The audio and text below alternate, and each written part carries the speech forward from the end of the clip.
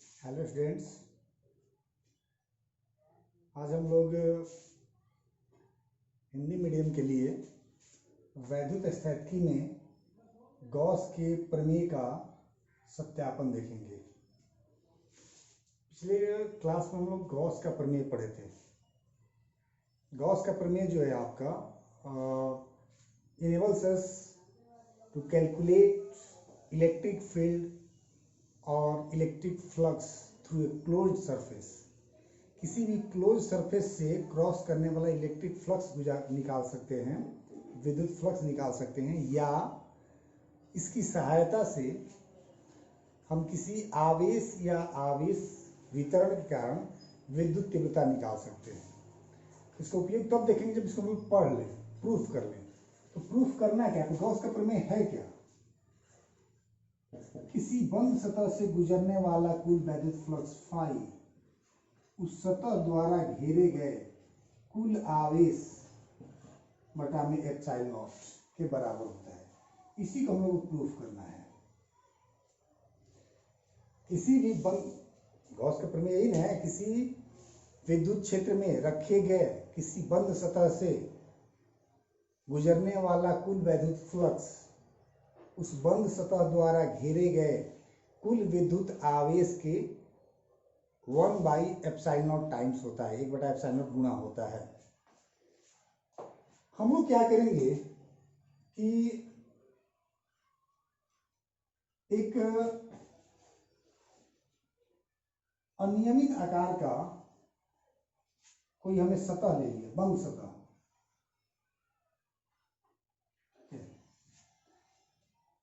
यहां किसी बिंदु O पर हमने एक आवेश रख दिया Q। आवेश कहाँ है? इस क्षेत्रफल वाले बंद सतह के अंदर।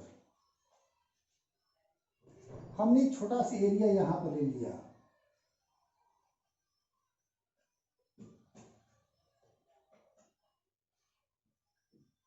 BS।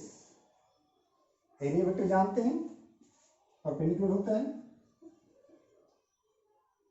अब इस आवेश के कारण, इस चार्ज के कारण यहाँ पर इलेक्ट्रिक फील्ड होगा। तो इलेक्ट्रिक फील्ड निकालने के लिए क्या करते हैं, हमको डिस्टेंस चाहिए। जिस पॉइंट पे इलेक्ट्रिक फील्ड है निकालना है, उस पॉइंट से उस चार्ज का डिस्टेंस चाहिए। इलेक्ट्रिक फील्ड का डायरेक्शन क्या होगा? In this direction. Electric field अगर ये पॉजिटिव चार्ज है तो पॉजिटिव चार्ज का इलेक्ट्रिक फील्ड क्या होता है? Away the charge. मतलब इस स्पेस, इस एरिया वेक्टर के लिए इलेक्ट्रिक फील्ड जो है एरिया वेक्टर के साथ थीटा एंगल बना रहा है। तो हमको ये प्रूफ करना है कि इस पूरे सरफेस से जो फ्लक्स गुजरेगा वो Q/एप्सिलॉन नॉट के बराबर होगा। तो ये चार्ज जो है बिंदु O पर प्लस Q चार्ज रखा हुआ है, इससे फ्लक्स केवल यहीं से नहीं गुजरेगा, पूरे सरफेस से गुजरेगा। हमने एक एलिमेंट्री एरिया ले लिया BS, तो इससे फ्लक्स निकाल लेंगे और फिर इंटीग्रेट करके समाकलन लेकर पूरे बंद सतह के लिए फ्लक्स निकाल लेंगे। कुल फ्लक्स मिल जाएगा। फिर देखेंगे कुल फ्लक्स जो होगा इसके बराबर आ जाएगा। तो इसको हम लिखते हैं, वो क्या लिखेंगे? माना कि कोई धन आवेश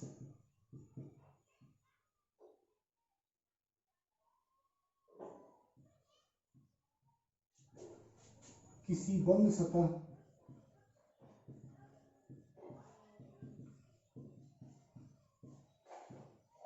के बिंदु O पर रखा गया है। ठीक है। आवेश से r दूरी कि अवयव आवेश से इससे r दूरी के अवयव क्षेत्रफल से गुजरने वाला विद्युत फ्लक्स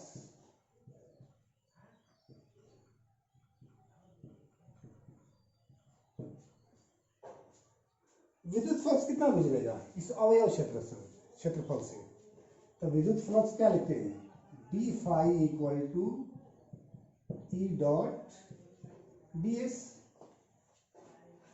ई डॉट ds। अब ई और ds के बीच एंगल कितना है, थीटा, कितना हो जाएगा E ds cos theta, D phi हो गया। ये किससे गुजर रहा है, अवयव क्षेत्रफल से। तो पूरे सतह से कितना गुजरेगा, अतः पूरे बंद सतह से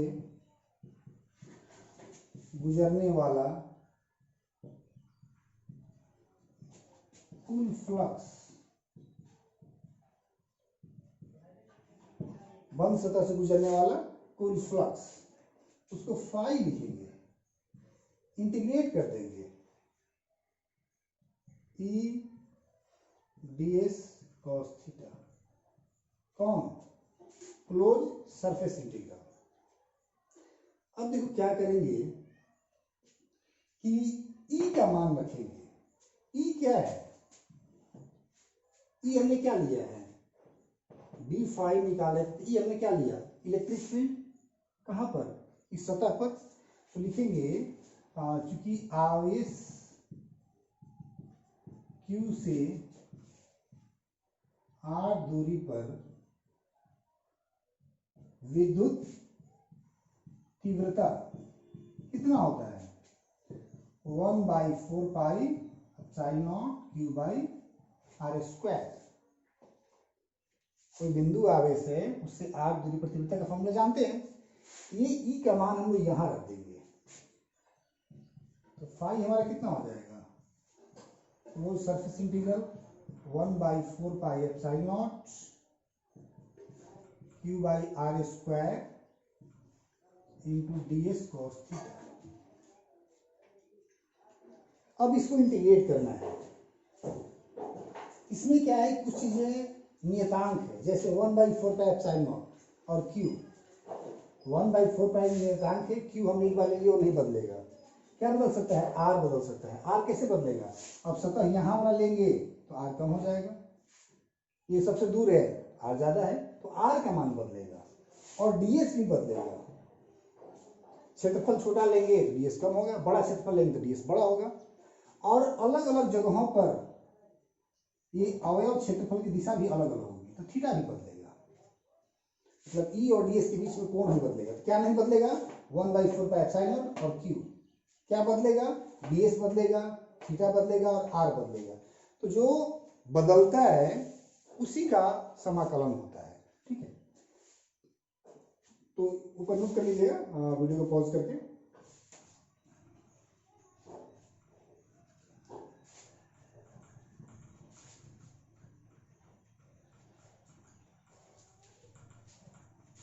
आगे देखिए, फाई कितना हो गया आपका, Q/4 पाई एप्सिलॉन बाहर आ जाएगा, Q/4 पाई एप्सिलॉन, क्या बचा, ds cos theta by r square. अब ds cos theta by r square ये क्या है, तो ds क्या है, क्षेत्रफल है, और ds cos थीटा क्या होगा, क्षेत्रफल का एक भाग होगा। इसको लिख सकते हैं क्षेत्रफल बटा में त्रिज्या का स्क्वायर, यही ना है। ds cos थीटा जो है क्षेत्रफल का एक अवयव है और r स्क्वायर त्रिज्या का स्क्वायर है। तो ये आपको याद होगा, हम लोग टर्म पढ़े थे, इसको क्या कहते हैं, घन कोण, du। याद आया, घन कोण पढ़ाया था आप लोगों को, इसकी आवश्यकता पड़ेगी गॉस के प्रमेय को सिद्ध करने में। तो इसको हम लोग इस पूरे पद को D cos theta ds cos theta by R square क्या लिखेंगे, घन कोण लिखेंगे। ठीक है, तो हम आगे लिख सकते हैं phi equal to Q by epsilon naught 4 pi epsilon not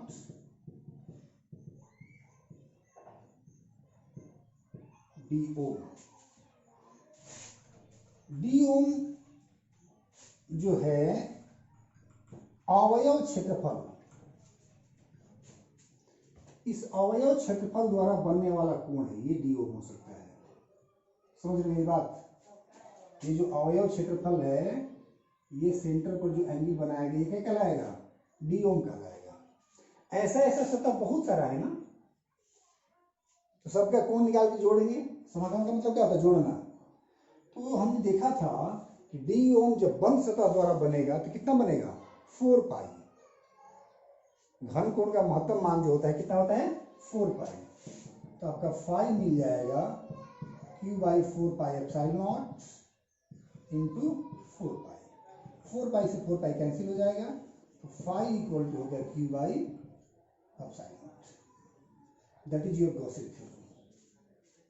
है ना, पर गॉस का पढ़ने हैं कि किसी बंद सतह से गुजरने वाला कुल फ्लक्स उसके अंदर घेरे गए कुल आवेश के 1/एप्सिलॉन गुना होता है। मतलब आवेश बटा में एप्सिलॉन गुना के बराबर होता है क्या, गुजरने वाला फ्लक्स। ठीक है, तो ये जो है अलग से नहीं आता है, ये 5 मार्क्स में क्वेश्चन आता है, गॉस के प्रमेय को लिखें और सत्यापित करें। या 3 एक और दे देगा इसमें, विद्युत फ्लक्स क्या है, या विद्युत फ्लक्स को परिभाषित करें, गॉस के नियम को लिखें और सत्यापित करें। एक 5 नंबर क्वेश्चन आएगा। दूसरे तरह का आ सकता है कि गॉस के प्रमेय को लिखें तथा इसकी सहायता से विद्युत तीव्रता का व्यंजक प्राप्त करें। अब विद्युत तीव्रता किसका, बिंदु आवेश का पूछ सकता है, रैखिक आवेश वितरण का पूछ सकता है, अलग अलग साल में अलग अलग समय पे अलग अलग पूछा हुआ है। ठीक है, इसको देख लीजिए, आप नोट कर लीजिए।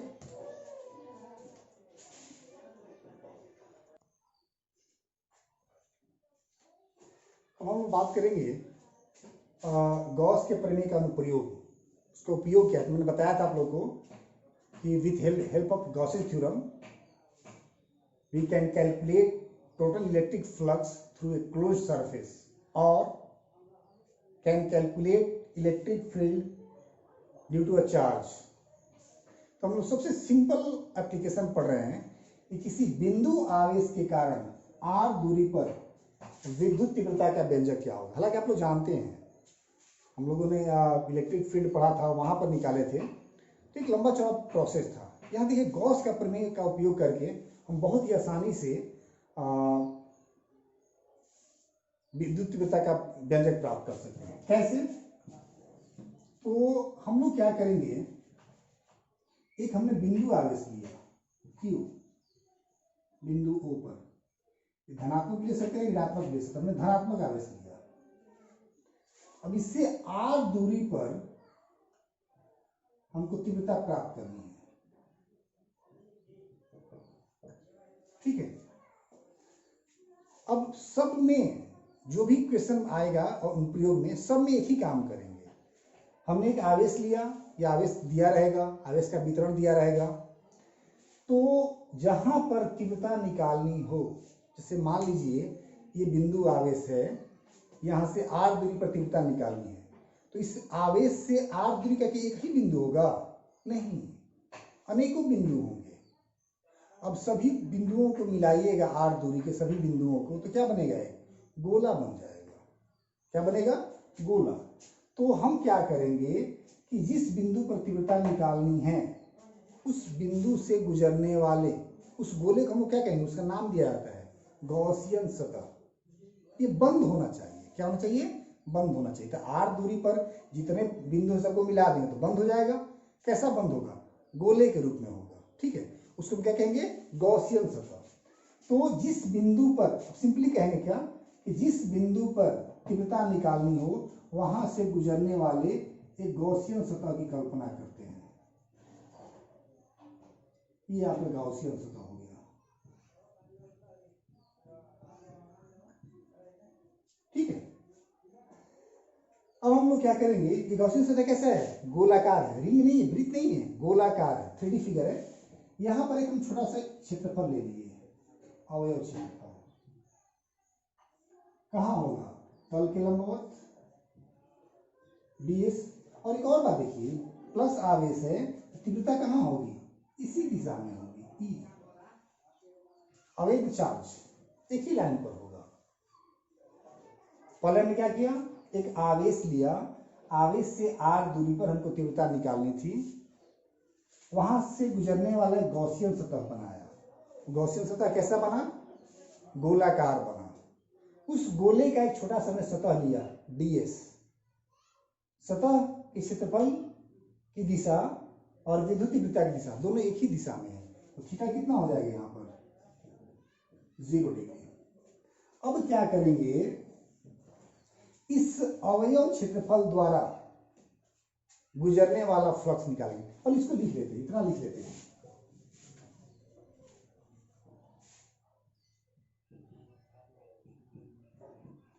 माना कि कोई बिंदु आवेश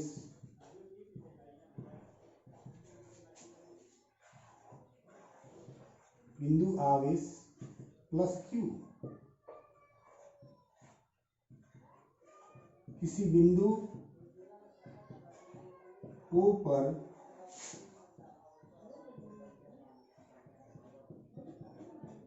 रखा गया है, उससे r दूरी से गुजरने वाले गाउसियन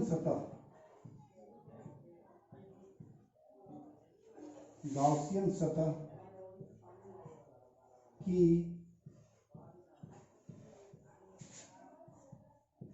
कल्पना करते हैं, जो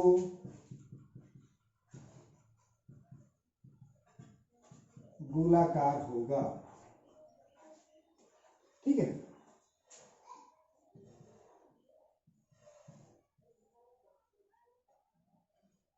गाउसियन सतह के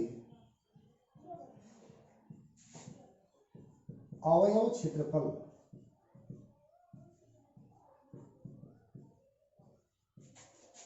ds से गुजरने वाला विद्युत फ्लक्स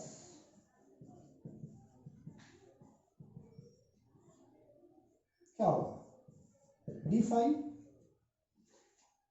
गॉसियन सतह का जो अवयव क्षेत्रफल ds है, इससे गुजरने वाला फ्लक्स कितना होगा, d फाई कितना, क्या लिखेंगे, E dot ds, E ds cos 0 degree, तो d फाई इक्वल टू हो गया E ds। ये किससे गुजर रहा है, अवयव क्षेत्रफल से। अब हम लोग क्या करेंगे, पूरे गॉसियन सतह से गुजरने वाला फ्लक्स निकाल लेंगे।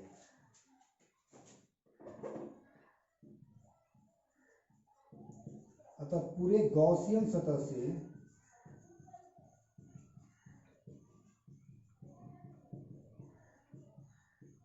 गुजरने वाला कुल फ्लक्स, तो क्या कहेंगे, फाई कैसे मिलेगा, समाकलन से E ds, कितना हो जाएगा E ds।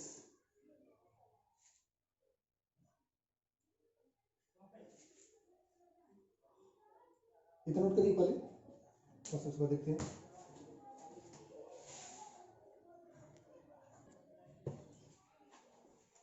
कितना हो जाएगा, कुल फ्लक्स फाई इक्वल टू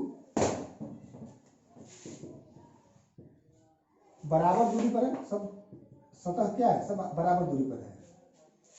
ई जो होगा ना, यहाँ ई निकाले, यहाँ निकाले, यहाँ कहीं भी निकालेंगे, ई का मान बराबर होगा, तो एक समान हो गया, बाहर आ जाएगा ds। ds क्या है, अवयव क्षेत्रफल। अब ऐसा क्षेत्रफल बहुत सारा होगा ना, गोला है, गोला एक छोटा क्षेत्रफल लिए, ऐसा बहुत सारा होगा, तो पूरे गोले का सतह कितना हो जाएगा, इंटू 4 पाई, गोला का संपूर्ण क्षेत्रफल कितना होता है 4 पाई आर स्क्वायर, कितना हो गया E into 4 pi are square, question 1। अब हम देखेंगे कि ये गॉसियन सतह कितना आवेश घेर रहा है। पहला हमने काम क्या किया, इस पूरे पहले गॉसियन सतह बनाए, गॉसियन सतह से गुजरने वाला फ्लक्स निकाल लिए। अब क्या करेंगे कि देखेंगे कि इस गॉसियन सतह से कितना आवेश घेरा गया है। लिखेंगे गॉसियन सतह द्वारा घेरा गया कुल आवेश कितना है, क्यू इन, उसको क्या कहेंगे क्यू इन या क्यू नेट। इसके अंदर कुल कितना आवेश है, एक ही आवेश है ना, वो क्या है क्यू। अब आपको कुल फ्लक्स मिल गया, कुल आवेश मिल गया। अब तो गॉस का प्रमेय का उपयोग कर सकते हैं, हम लोग गॉस का प्रमेय का उपयोग नहीं पढ़ रहे हैं जी। तो गॉस का प्रमेय का उपयोग करने के लिए कुल फ्लक्स चाहिए और कुल आवेश चाहिए। तो लिखेंगे गॉस के प्रमेय से या गॉस के प्रमेय से,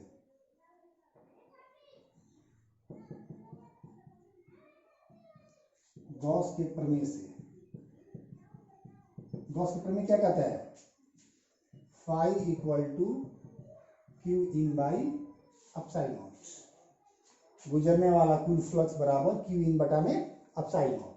अब आप क्यू फाई निकाल चुके हैं, कितना है e into 4 pi are square, e into 4 pi are square.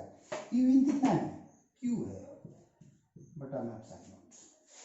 आपको निकालना क्या है, ई निकालना है ना, इसको उधर कर दीजिए, Q by 4 pi epsilon naught into R square, 4 pi epsilon naught into, ये सब नीचे आ जाएगा ना, चाहो तो आप इसको ऐसे लिख सकते हो, E equal to 1 by 4 pi epsilon naught Q by R square.